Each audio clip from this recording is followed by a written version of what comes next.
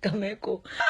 La compagnie qui a failli me faire avoir un AVC. Les mecs là-bas, ils ne respectaient rien. Mais quand je vous dis rien, si ton vol est le mardi à 23h, c'est à 22h qu'ils t'envoient un texto pour te dire votre vol est annulé, revenez demain à la même heure. Souvent, je lisais le message, je me disais, c'est quelqu'un qui s'est trompé de numéro ou bien c'est vraiment la compagnie Kameko qui envoie ça. Ailleurs, quand ton vol est annulé, bah la compagnie te paye une chambre d'hôtel. D'ailleurs, à tous les passagers. Mais chez Kameko, c'était pas ça, hein. L'accueil. Chez les hôtesses là-bas est cheap. Vous voyez quand vous êtes dans l'avion, souvent on vous sert à manger et c'est des petits plats. Franchement, par rapport au prix, on paye le billet d'avion. La nourriture devrait être à volonté. Bref, à un moment, j'avais faim. Donc, le plat qu'on m'avait donné, c'était vraiment très petit. Et j'ai réclamé un bout de pain. Un bout de pain. L'hôtesse m'a regardé comme ça. Quoi, hein?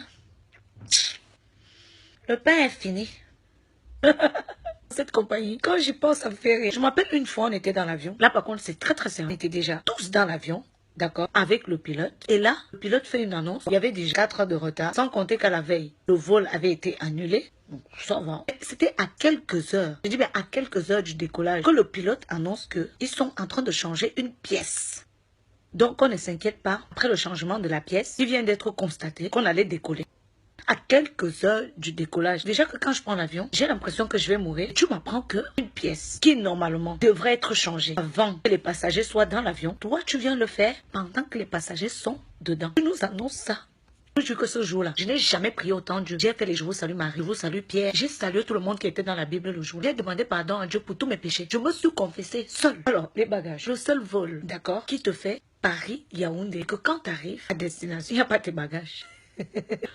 Pourtant, avant de monter dans l'avion, tu enregistres tes bagages. Il n'y a pas d'escale. Vous avez fait quoi des bagages, les gars?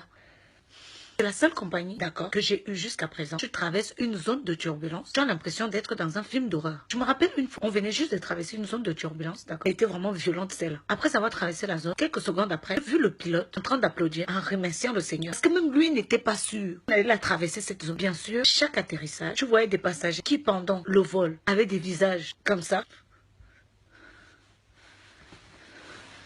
À l'atterrissage, tout le monde était en mode oh, oh Seigneur, merci, merci. Oh, même le pilote. Oh, Seigneur, nous te remercions. On a atterri enfin. Je parle de Kameko. Et un Maroc, c'est encore pire.